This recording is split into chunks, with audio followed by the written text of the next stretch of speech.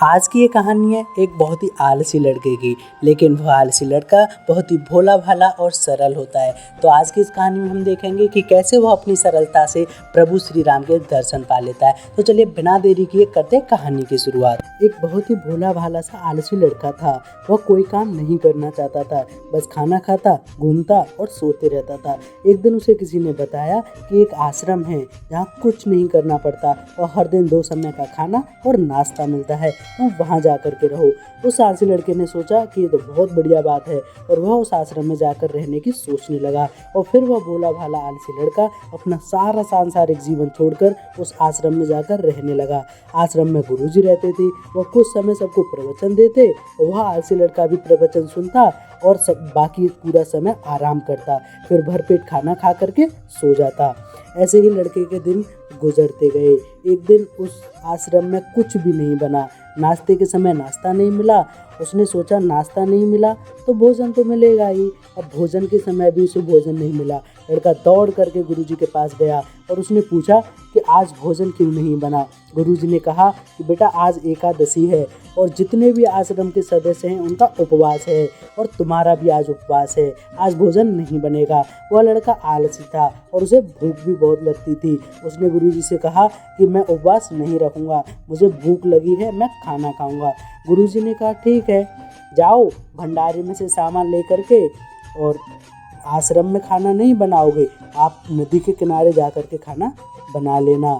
लेकिन एक बात याद रखना कि सबसे पहले भगवान को भोग लगाना, उसके बाद खुद प्रसाद ग्रहण करना। वो लड़का बोला ठीक है।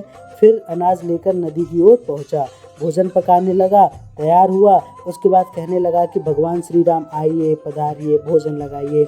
अब जब उसे लगा कि भगवान तो आ नहीं रहे, तो फिर उसने कहा तो मुझे मालूम है आपको तो अच्छा खाना खाने की आदत है, मैं बना नहीं पाया और मुझे अच्छा भोजन बनाना भी नहीं आता, लेकिन जो भी रूखा सूखा बना है आकर खा लीजिए। भगवान श्री राम उसकी सरलता पर बहुत प्रसन्न हुए और उस लड़के को दर्शन दे दिए। उसने देखा कि भगवान श्री राम आए हुए हैं और उनके साथ में माता सीता भी आई हुई हैं। लेकिन लड़के ने सिर्फ 2 लोगों के लिए ही भोजन बनाया था, एक अपने लिए और दूसरा भगवान के लिए। और अब क्योंकि भगवान के साथ माता सीता आई हुई थी, तो उसने उस भोजन को माता सीता और भगवान के सामने ग्रहण करने के लिए रख दिया। भगवान श्री राम और माता सीता ने भोजन किया और उसके बाद वो वहाँ से जाने लगे। तो यह भोला सा आलसी लड़का आया और लड़का बोला कि प्रभु आप आए, दर्शन दिए, बहुत अच्छा लगा।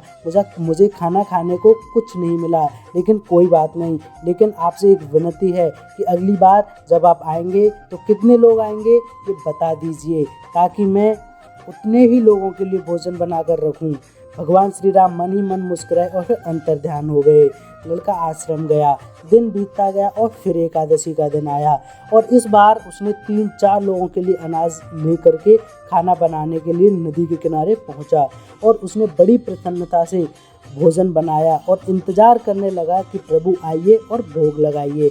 इस बार लड़का देखता है कि भगवान श्री राम पूरा राम दरबार लेकर के आए हैं, जैसे माता सीता, लक्ष्मण, भरत, हनुमान जी और सभी लोग आए हुए हैं। लड़के ने 3-4 लोगों का भोजन बनाया था और इस बार भी भोजन कम पड़ गया। लड़के ने निराश होकर भोजन को प्रभु के आगे रख दिया। उन्होंने भोजन किया और फिर चले गए।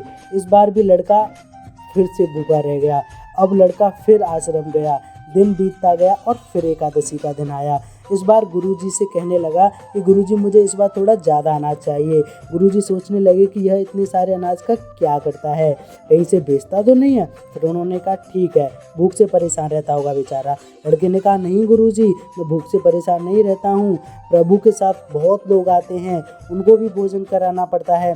गुरुजी को लगा कि लड़का पागल हो गया है, लेकिन गुरुजी ने सोचा कि चलो एक बार चलकर देखते हैं कि लड़का इस अनाज का क्या करता है। वो भोला सा लड़का अनाज लेकर के नदी के किनारे पहुंचा और इस बार भोजन बनाया नहीं। उसने सोचा कि प्रभु हर बार ज़्यादा लोगों को लेकर के आते हैं, इस बार वह जितने भी आएंगे खुद बना करके भोग लगाएंगे।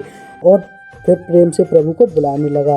गुरुजी यह सब छुपकर देख रहे थे कि इसने भोजन तो बनाया नहीं और प्रभु को बुला रहा है। लेकिन लड़के ने देखा कि इस बार प्रभु के साथ बहुत से लोग आए हुए हैं, तो उसने प्रभु के सामने हाथ जोड़कर कहा कि प्रभु माफ़ करना, आप बहुत सारे लोग आते हैं और मुझे संख्या का पता नहीं होता और मेरी हिम्मत भी नहीं होती कि इतने सारे लोगों के लिए भोजन बनाऊं।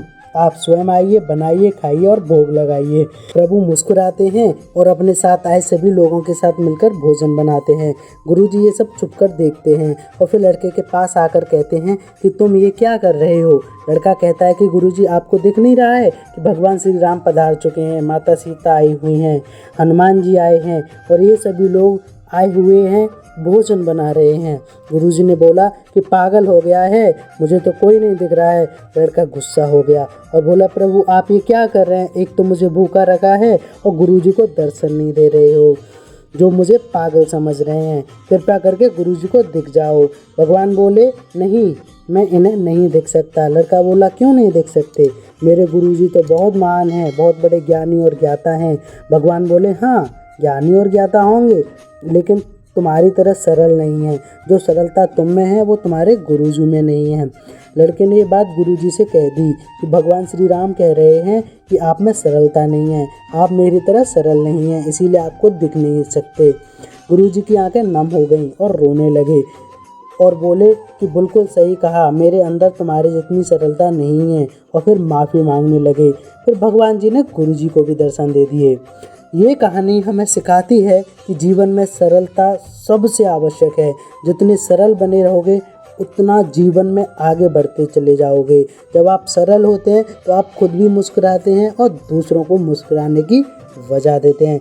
अगर आपको हमारी कहानी अच्छी लगी हो तो प्लीज़ लाइक शेयर सब्सक्राइब करके ज़रूर जाइएगा, और अगली कहानी में किस टॉपिक पर बनाऊँ ये भी आप कमेंट करके बताइएगा। Thank you very much.